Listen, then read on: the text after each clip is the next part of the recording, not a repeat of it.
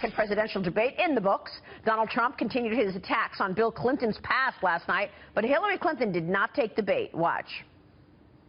So much of what he's just said is not right, but he gets to run his campaign any way he chooses. He gets to decide what he wants to talk about. When I hear something like that, I am reminded of what my friend Michelle Obama advised us all. When they go low, you go high. Clinton maintaining a sizable lead over Trump with the millennial crowd. A new Quinnipiac poll of 18 to 34-year-old voters shows that Clinton has 21% lead in that important demographic. Back with me right now is my panel of millennials, attorney Christi Kunzig, Democratic strategist Jessica Tarlov, and conservative commentator Kirsten Haglund. Looking at Hillary Clinton now, overall, how would you grade Hillary Clinton's performance? Ladies, I want to start it with you.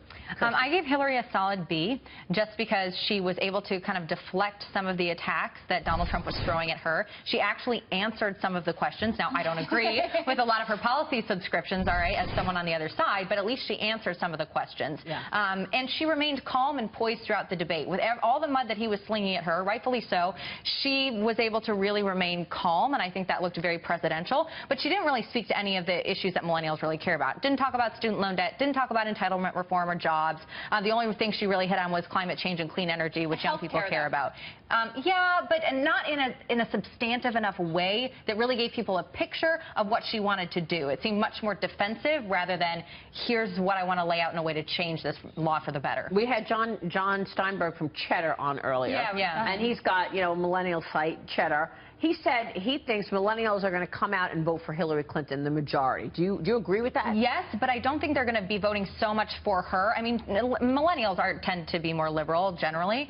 Not for her, but against Donald Trump. He's way too offensive for them. He's way too outspoken for most of them. Okay, not everyone. Christy here is a Trump supporter.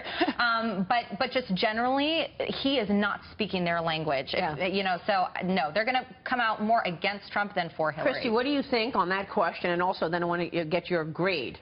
Sure. I think that a lot of millennials are going to vote for Clinton, but I don't think as many are going to come out and vote as they have in the past for Obama. A Gallup poll said that about 47% are going to come out as opposed to 74%. So she really should be focusing more on attracting the millennials to get them out voting for her. And she definitely didn't. I agree with you. She didn't do that at all. Neither candidate did that last night. So what's your grade for Hillary Clinton last night? I'd also give her a B. I think she did well. I wasn't overwhelmed. I wasn't underwhelmed. She was fine. So, people this morning have been saying, look, Trump did better, right, Jessica, but we're not sure if, in fact, even if he does do better, that it's going to change the vote at this point. Give me your grade for Hillary, and then what's your thought on that? I give her a B as well, just because there was no knockout punch. I mean, in the first debate, it was crystal clear that there was someone who was nervous and rambling and had low knowledge. That's him. And then she was incredibly presidential. She kept it together the entire time, and she has experience in policies to speak of. Last night, there was a lot of just trying to survive this because, he finally went at her about emails and Benghazi and things like that. And there's not a lot to say. And I think that, I thought she struggled with the email question, actually. So a solid B for it. But I don't think it changes the trajectory of the race at all, to your point. And I think that certainly the demographics like African Americans and Latinos, and now I think women, are baked in. So he's lost support with white men over the past couple of weeks since the first debate. So I think he's trying to get that back up. Maybe he has a shot at that. But, Nate Silver, he's at 80% chance of her winning. And I don't see a major dip below 70% unless there's some WikiLeaks that, she really wanted to drone Donald Trump or something. And what's so interesting, too, is just the way that demographics really are a huge part of this election, because he is winning with white men, but that's not enough. Right. Well, not if white women turn out against him like it's predicted. Especially, yeah. We are such a diverse country now, and even under fives in this country are majority minority. Right. So you have to broaden the appeal, and that's what actually I'm looking forward to for the future, long-term in the Republican Party, is how after this election, whether Donald Trump wins or Hillary Clinton wins, obviously it looks more like she will, but